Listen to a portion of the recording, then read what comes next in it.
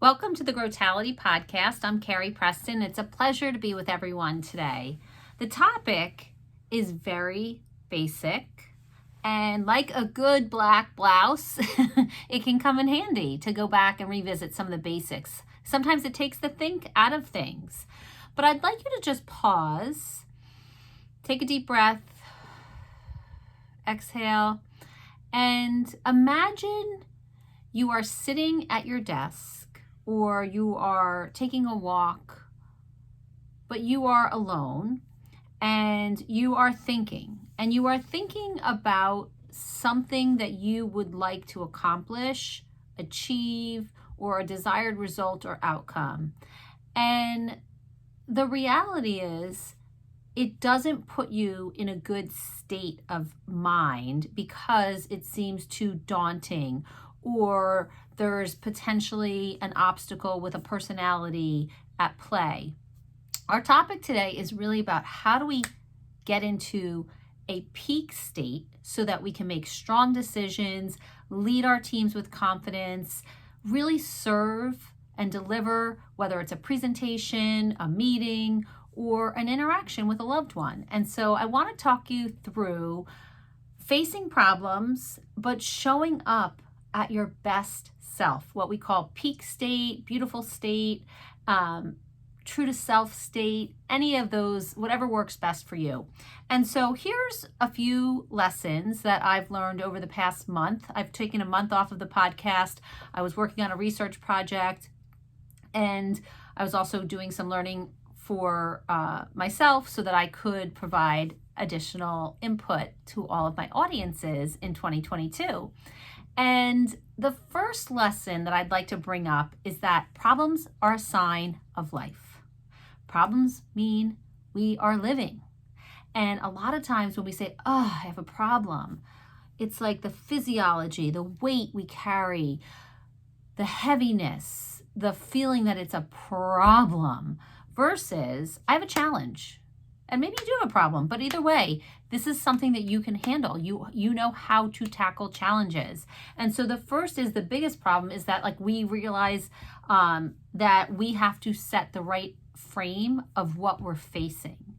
And tapping into you have a choice. You have a choice to look at it in a state of irritation, suffering, lack, scarcity, or you have a choice to look at it from a possibility state, a beautiful state, and that is a choice.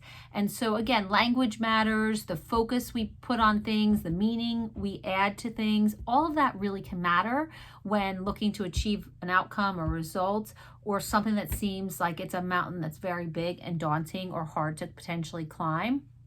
But you do hard things every day. And so my first and foremost is decide today that the choice of what state you live in is truly a choice. And if you want to be in anxiety and frustration or fear or worry, you're going to feel it. And so focusing on what does it mean to be present? What does it mean to be grateful? How can I appreciate what I'm facing today? And I know that there's life circumstances, so I don't want to minimize anything when someone's sick or something serious, or you have death, a loss of a loved one, any of those things, my heart goes out to you. But we're talking about the interactions of day to day and work, life. People always talk about time management. It's life management right now. We are integrating everything. And so making sure that you are choosing to live in a great, solid, peak, beautiful state is something that sits within you, your head, your body, your soul. So that is one of the things that I'd like us to think about, is how we decide to show up each day. Really important. The second part is, why must you choose to live in a state that's going to be peak?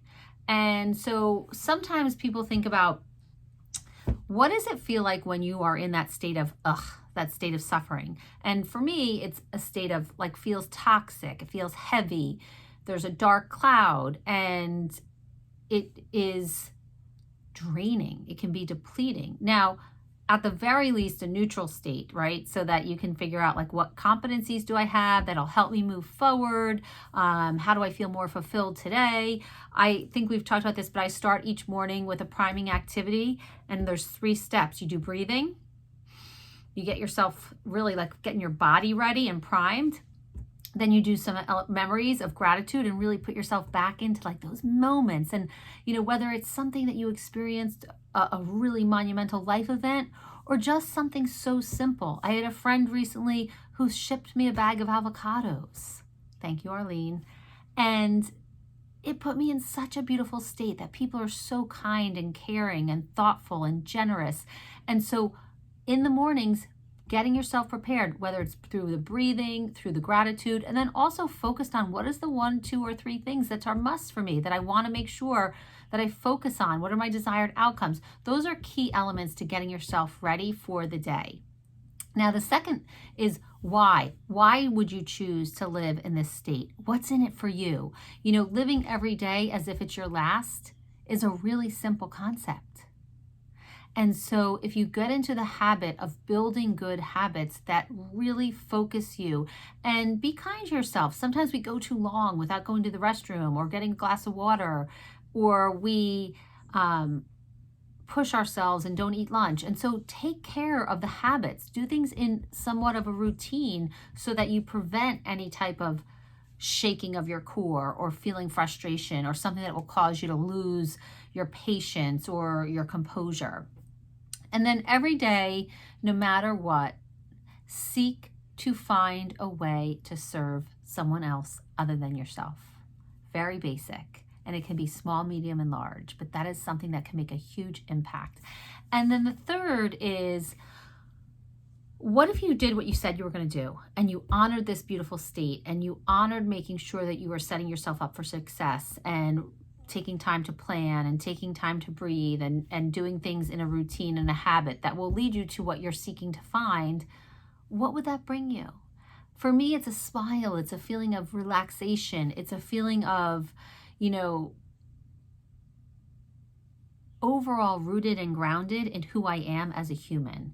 And so those are some of the things. Success without fulfillment is truly a complete disaster, because you can be successful, but if there is an element to your life that you don't feel fulfilled, or you feel like your light's gone out inside, then what does the success really matter? So the challenge is to have balance and to seek to have growth and vitality, as well as, you know, really knowing that there's a science to achievement, but an art to fulfillment.